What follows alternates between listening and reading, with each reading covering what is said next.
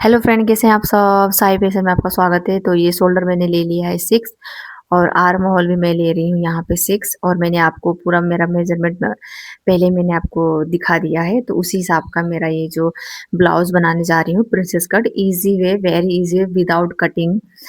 Cutting in the sense कि ये shortcut वाला ब्लाउज बनाने जा रही हूँ। तो चेस्ट मेरा चौथा हिस्सा मैंने लिया है 8.5।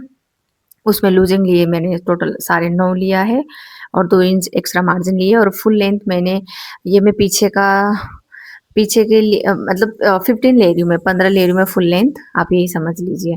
क्योंकि आधा आधा इंच माइनस होगा तो 14 बन के आएगा। तो यहाँ पे मैं कमर ले रही हूँ 8.5, क्योंकि 1 इंच एक्स्ट्रा ले रही हूँ। फिर उसके बाद मैं 2 इंच एक्स्ट्रा मार्जिन ले लूँगी, क्योंकि टक्स लगाना रहता है उसके लिए 1 इंच एक्स्ट्रा लेते हैं हम। तो ये मैं कर लेती हूँ। फिर उसके बाद मैंने सोचा कि पहले तो मैंने आपको पहले भी बता के रखा हुआ है वैसे तो ये वाला ब्लाउज, लेकिन काफ़ी टाइम हो चुका है तो मैंने सोचा कि ये एक और मैं ब्लाउज आपको प्रिंसेस कट वेरी इजी वाला मैं आपको बताती हूँ। तो यहाँ पे मैंने क्या किया है कि शोल्डर टू अपेक्स कहाँ पे आ रहा है वो देख रहे हैं। तो मेरा 11:30 पे आता है, लेकिन मैं उससे थोड़े से नीचे से मैं इसका टक्स लगाऊंगी। और फिर उसके बाद मैं यहाँ पे क्या कर रही हूँ कि थोड़ा सा मेजरमेंट में थोड़ा सा हो गया था, तो 1 इंच आधा इंच में उसको एक्स्ट्रा कर दी हूँ। तो आधा इंच एक्स्ट्रा किया। फिर ये प्रिंसेस कट का मैं निशान लगा रही हूँ। जो हमारे 4 फोल्ड जो रहता है वहां से सेंटर से हमें क्या कहते हैं वैसे तो 3.5 इंच पे हमें जो निशान लगाना है, 3 इंच के बाद में 2 इंच पे और लगाना है। फिर उसके बाद में ऐसे जैसे मैं बना रही हूँ वैसा ये टक्स बनाने का जो रहता है वैसा डिजाइन करके फिर हमें सीधे ऊपर की ओर उसे खींच लेना है। आर्महोल के बीचों बीच से भी खींच सकते हैं आप, या थोड़े से नीचे से भी खींच सकते हैं, लेकिन ऊपर ज्यादा नहीं जाना चाहिए। फिर यहाँ से हमने 0.5 जितना मार्जिन एक्स्ट्रा ले लिया, ताकि जब हम ये सिलेंगे तो थोड़ा सा और ज्यादा कपड़ा दब जाता है। तो इसके लिए मैंने क्या किया कि यहाँ पे थोड़ा आधा इंच एक्स्ट्रा मैंने मार्जिन ली है। 2 इंच एक्स्ट्रा मार्जिन लेने के बाद भी थोड़ा सा मैंने लिया है, जैसे कि आप देख सकते हैं। फिर मैंने ये कटिंग कर रही हूँ, फटाफट से मैं कटिंग कर लूंगी। ये वाला जो प्रिंसेस कट होता है ना, जिस तरह से जो अलग से यहाँ से ना, जैसे मैंने ये जो आर्म होल है ना वहीं से सीधे कट कर देते हैं, वैसे वाला भी फिनिशिंग अच्छी आती है। लेकिन ये वाला तो और भी ज्यादा फिनिशिंग अच्छी आती है। वो तो आता है दोनों का सेम, मतलब बन के एक ही आना है। बस ये क्या होता है कि मतलब इसमें सिलाई डिजाइन फर्क हो जाती है, अंदर का जो सिलने का जो प्रोसेस होता है वो अलग हो जाता है, बस इतना सा फर्क है। बाकी तो बनने के बाद में सेम वैसा ही लुक देता है। और ये तो और भी इजी हो जाता है, काटना नहीं पड़ता, ज्यादा एक्स्ट्रा मार्जिन भी लेना नहीं पड़ता है। सेम ऐसे ही मतलब कर सकते हैं। फिर हमने क्या किया कि जो आगे का जो फ्रंट का मैंने जो कटिंग कर ली थी, और पीछे का एज इट इज इसको रख के मैं इसकी कटिंग कर दूंगी। जो मैंने आधा इंच और भी एक्स्ट्रा जो मार्जिन लिया है, हो सके तो आप उसको ना लीजिए, लेकिन मैं एज इट इज बराबर ले रही थी। तो बाद में मैं कटिंग कर लेती उसकी छनोट, जो जब हम मैंने फैब्रिक को रख के फिर करते हैं ना उसके बाद, तब मैं कर लेती हूँ। फिर यहाँ से मैंने क्या टक्स का निशान दिया। टक्स हमें जो मेन जो सेंटर है, सेंटर से हमें 3 इंच की दूरी पे देना है। 4 लंबाई में 4 होना चाहिए टक्स की लंबाई, ज्यादा भी नहीं, उससे ज्यादा फिर अच्छा भी नहीं लगता है। शोल्डर के ठीक ठीक शोल्डर के बीचों बीच दे दो, या जहाँ से मैं काट रही हूँ वहां से दे दो। और ये जो मेरा जो अस्तर की कटिंग है वो हो गई है। अब हम मेन फैब्रिक की कटिंग करेंगे। मेन फैब्रिक में फैब्रिक को इसको मेन फैब्रिक के ऊपर इसको रख देंगे और सिंपल एज इट इज वैसा का वैसा इसे कट कर देंगे। और यहाँ पे मैं थोड़ा सा आगे से 0.5 जितना मार्जिन कट कर रही हूँ, जिससे कि मैं आपको जैसे दिख रहा है सिंपल सा, कोई मेजरमेंट नहीं है, सीधे से मैंने जहाँ ये जो नोक जहाँ से है बीचों बीच के, वहीं से ही हमें 0.5 जितना मार्जिन कट कर देना है, कुछ नहीं। आप मेजरमेंट भी करोगे तो वही निकल के आना है, और एज इट इज बिना बिना मेजरमेंट के भी कट करोगे तो वैसा ही निकल के आना। और यहाँ पे मैंने क्या किया है, यहाँ जो बुट्टा है ना उसके ऊपर से मैं कटिंग कर रही हूँ, ताकि ना वो जो बुट्टा है उसको मैं अलग से कट करके फिर ऊपर से मैं उसको सिलूंगी, ताकि वो और अच्छे से हाईलाइट होगा। और क्या है ना कि मुझे ना आगे की जो बंद में करना और पीछे हाँ आई हुक लगानी है, तो उसमें हो नहीं रहा था, तो इसलिए मुझे ये कट करना ही पड़ा। तो मैंने क्या किया, देखिए मैंने ना क्या किया है, जो अस्तर था मेन फैब्रिक और अस्तर को एज इट इज प्रेस कर दिया है, मतलब इसको फिट कर दिया है। और उसके बाद ये जो डिज़ाइन है, इस तरह से मैंने गला का डिज़ाइन किया है। अब मैं यहाँ से ऐसे रख के इसको सिलूँगी और इसको पलट दूँगी, तो ये गले का डिज़ाइन बन जाएगा दोनों का। तो आइए साथ में बनाते हैं। तो पहले मैं एक आई हुक की कांच लगा रही हूँ। तो ये मैं आई की पहले बनाऊँगी, आई का लगा रही, तो उल्टे से मैं रखूँगी और इसको ऐसे करके इसे पलट दूँगी। तो आइए।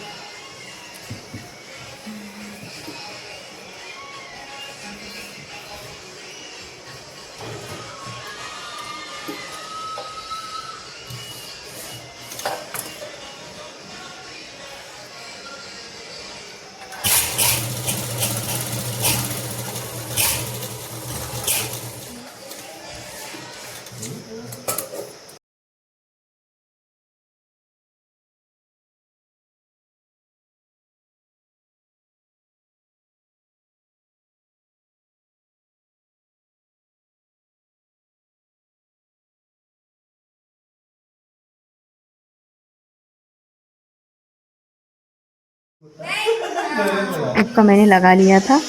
तो उसके बाद लगाने के बाद फिर अब मैं गले की फिनिशिंग दूँगी। गले का जो डिज़ाइन था वो मैंने एज इट इज़ कर लिया था और उसको डिज़ाइन मतलब काट लिया था। फिर उसके बाद वैसे के वैसे उस पर रख के अब हम इसे सिलाई लगा देंगे। पहले मैं आगे से लगाऊँगी, फिर पीछे से देखूँगी बराबर वो करके सिलाई लगी कि नहीं लगी है। तो इतना ये वो नहीं है, कठिन नहीं है, जित मुश्किल नहीं है। तो मैंने क्या किया कि एक सिलाई लगा दी, फिर एक बार बाद दूसरी सिलाई लगाऊँगी। फिर उसके बाद क्या है ना कि ये जल्दी मजबूत हो जाती है। हालाँकि कि ऊपर से भी सिलाई करते हैं, लेकिन ऊपर से सिलाई करूँ ना तो वो नोक नहीं बन रही थी मेरी। तो फिर मैंने क्या किया कि बस 2 सिलाई ऐसी राउंड लगा दी और फिर उसके बाद मैंने इसे पलट दिया। पलटने के बाद में आप तुरपाई कर सकते हैं इसे, सिंपल सी। तुरपाई करने के बाद ये इस तरह से दिखती है, लेकिन मैंने तुरपाई की चीज़ें सब लास्ट में ऑब्वियसली बनने के बाद में ही आई हुक की काँचे और ये जो तुरपाई जो रहता है ये सब लास्ट में होता है। तो फिर भी इसको थोड़ा-सा प्रेस लगाओ तो थोड़ा ये सिलने में थोड़ा-सा कठिन मुश्किल नहीं आती है, क्योंकि बैठ जाता है ना अस्तर और मेन फैब्रिक। तो अब मैं इसी तरह से दूसरा करूँगी। एक का तो मैंने बना लिया है, अब दूसरा भी मैं इसे ऐसे ही करूँगी। अब वहाँ पे मैंने क्या किया है कि आई जो काँच है उसका मैंने लगाया। अब मैं आई के लिए करूँगी, तो पहले मैंने नीचे से फैब्रिक को लेके फ़ोल्ड कर दिया था आगे की तरफ, अब मैं ऊपर की तरफ इसको सिल के देखिए। फिर मैं इसको डबल सिलाई करके फिर पीछे की तरफ मैं इसको फ़ोल्ड कर दूँगी। तो यहाँ पे हमारी हुक लगेगी, वहाँ पे हमारी आई मतलब जो आई हुक की बटन जो भी रहती है वो लगेगी। अब ये जो लगाने के बाद में फिर से वही प्रोसेस, डिज़ाइन किया हुआ जो मेरा जो गले का डिज़ाइन है, इसे मैंने सिलानी था। इस तरह से मैंने पहले सिल दिया, क्योंकि मैंने आपको पहले दिखाया भी नहीं था।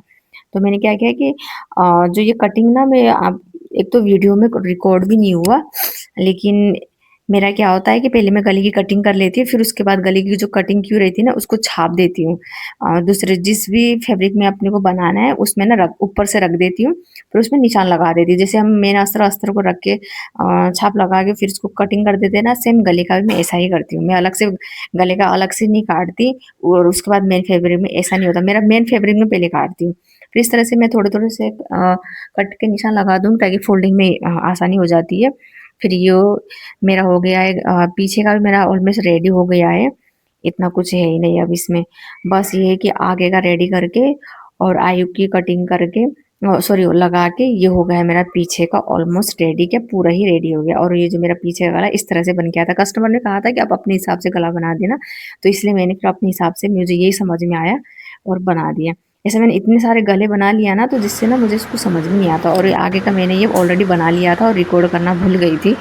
तो क्या किया कि मैंने फैब्रिक को मैंने रख के एज इट इज़ जैसा सिलाई है वैसे के वैसे मैंने सिल दिया था। और नीचे से भी मैंने जैसे जिस तरह से रखते हैं ना वैसे रख के मैंने पलट दिया था। तो एक तो मैंने ये जो आगे का जो प्रिंसेस कट का जो टक्स है वो लगा लिया था, और दूसरा मैं आपके सामने लगाने जा रही हूँ, क्योंकि मैं भूल ही गई थी कि ध्यान ही नहीं रहा। तो फिर क्या किया, जैसे मैं निशान लगा रही हूँ ना उसी में से पहले एक तो आपको एक लंबा सा सिलाई लगा लेनी है। फिर उसके बाद इसको एज इट इज़ जैसे हमने चौक से जो निशान लगाया है सेम एज इट इज़ रख के पहले तो हमें जो ये जो 1 इंच है नीचे से, फिर एकदम से ऊपर की तरफ जाता है एकदम मिनिमम होकर, और फिर सबसे ऊपर की तरफ 0.5 से थोड़ा सा कम और 0.25 जितना हमें दबा के इसको पूरा सिलना है। तो देखिए इस तरह से मैं सिल ली हूँ।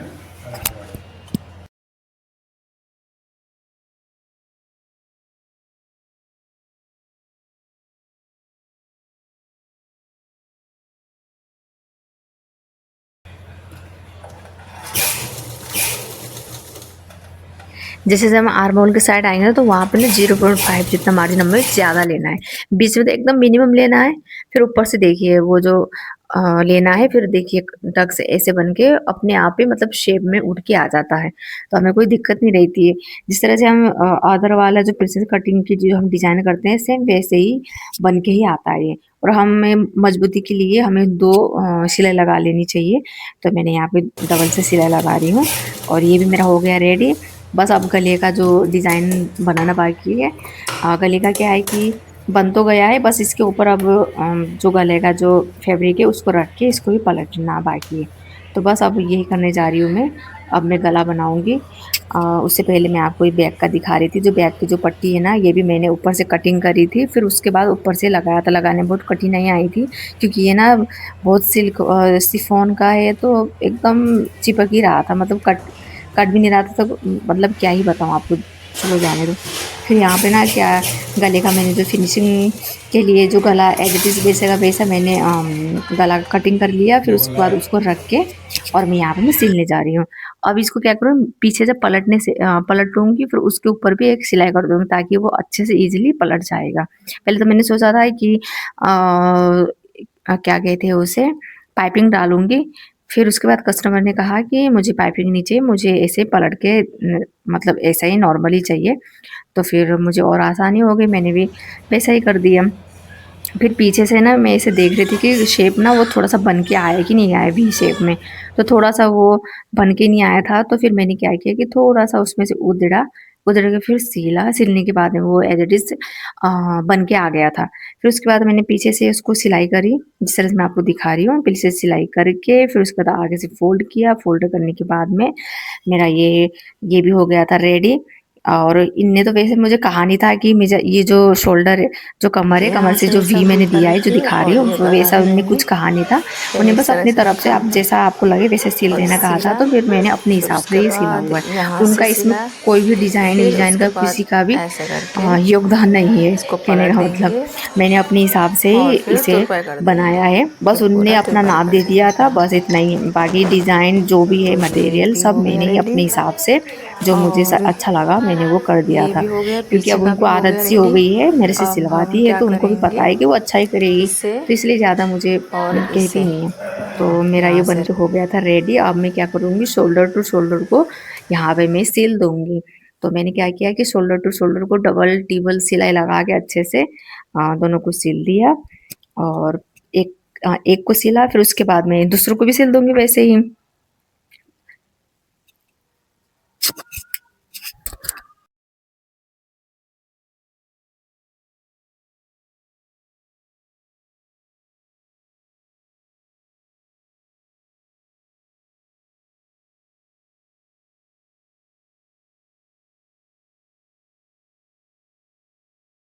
तो यहाँ पे मैंने शोल्डर टू शोल्डर भी सिल लिया था, मतलब अटैच कर लिया था। फिर इसी में मैं फिटिंग का निशान देख रही थी। पीछे से मैंने टक्स का निशान नहीं लगाया क्योंकि टक्स का देख रही थी, अगर टक्स लगा लेती तो एक्स्ट्रा मार्जिन नहीं आता।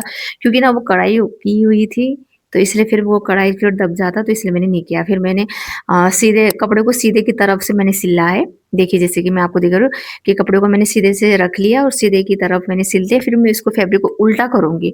उल्टा करने के बाद में और ज़्यादा ये फिनिशिंग आती है। जैसे कि आप देखिए किस तरह से मैं कर रही हूँ। ऊपर की तरफ मैंने कर लिया था। अब मैं थोड़ा-सा जो भी एक्स्ट्रा जो मार्जिन रहता है उसको मैं कटिंग कर कर लेती हूँ यहाँ पे। और कटिंग करने के बाद में फिर इसको मैं पलट दूँगी अंदर की तरफ। अंदर की तरफ पलटने के बाद क्या होता है कि जैसे हम इंटरलॉक जैसे होता नहीं है, जिनके पास इंटरलॉक की मशीन ना हो तो ये भी अच्छे से कर सकती है। तो यहाँ पे देखिए मैं जो एक्स्ट्रा जो कढ़ाई किया था फिटिंग के लिए मैं उसको थोड़ा-सा ठोक रही हूँ, मतलब तोड़ रही हूँ उसे। फिर उसके बाद वहाँ पे मैं फिटिंग का निशान लगाऊँगी। तो ये देखिए उल्टे में ना क्या होता है कि ना वो कपड़ा दिखता भी नहीं है उल्टा जैसा, और फिनिशिंग भी उसकी अंदर से भी अच्छी आती है। बाहर से तो बाहर से आती है, लेकिन अंदर से भी आती है। और यहाँ पे मैं सेंटर से फिटिंग का निशान देख रही थी और फिटिंग का निशान मैंने लगा लिया दोनों साइड में। फिटिंग का निशान मैं हमेशा से पहले लगा लेती हूँ, फिर उसके बाद मैं स्लीव लगाती हूँ। तो स्लीव भी इनकी ज़्यादा डिज़ाइनदार कुछ भी नहीं था, सिंपल सा स्लीव स्लीव की जो लेंथ है वो 3 इंची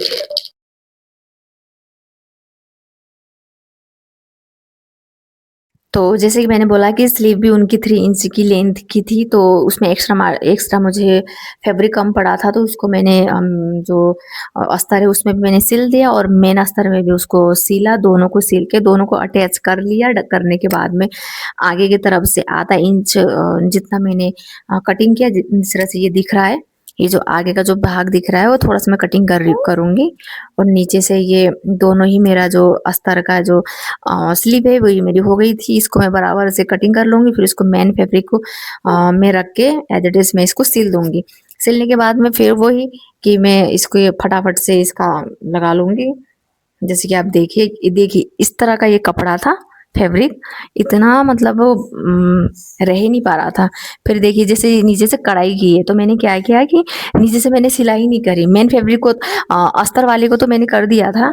अस्तर वाले जो फैब्रिक है उसको मैंने नीचे से अस्तर वाले फैब्रिक को नीचे से मैंने सिल दिया था। उसकी जो बॉटम की जो सिलाई है उसको मैंने फिनिशिंग दे दी थी। और जो ये जो फैब्रिक था इसमें भी मैं एक्स्ट्रा फैब्रिक लगाना था, जोड़ना था, तो उसको मैंने जोड़ा। और जो ऐसे जिस तरह से मैं ऊपर की तरफ मैंने रखा, फिर उसके बाद मैंने उसको सिल दिया। लेकिन जो मैंने कहा ना कि इसको नीचे से मैं तुरपाई करूँगी, क्योंकि जो इसकी जो कढ़ाई की है वो मशीन में जा नहीं रही है, और जा रही है तो फिर मेरा सुई का भी टूटने का डर रहेगा और वो जाएगी भी नहीं, उसमें ना स्पेस नहीं है। तो इसको तुरपाई करना पड़ेगा मुझे। जैसे एकदम बॉटम पे है ना, ये देखिए। तो मैंने क्या किया कि दोनों को जोड़ दिया और नीचे से मैंने कुछ सिला नहीं, बाद में तुरपाई करूँगी बोल के। फिर मैंने यहाँ पे ये जो देखिए आगे से मैं इसे इस तरह से रखूँगी और यहाँ से ये सिल के फिर उसके बाद डबल सिलाई भी कर दूँगी। तो देखिए आप।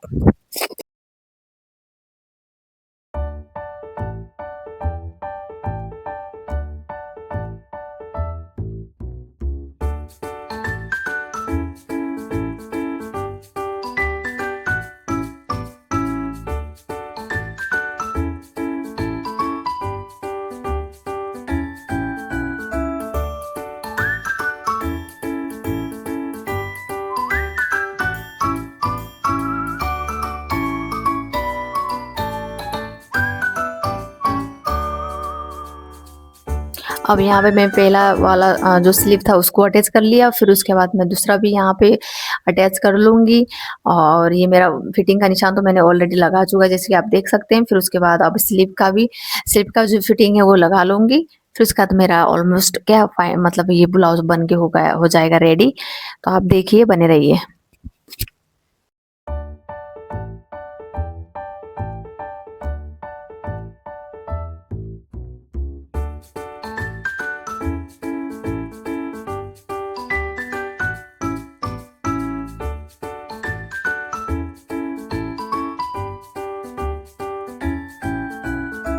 अब यहाँ पे फिटिंग का निशान तो मैं लगा चुकी थी। अब मैं जो स्लीव का जो फिटिंग है, स्लीव का फिटिंग मेरा 6 था, तो मैंने 6 पे पूरा लगा दिया। और मेन पक्की जो सिलाई है, डबल सिलाई भी, वो भी मैंने ऊपर से लेके नीचे तक पूरा सिल दिया।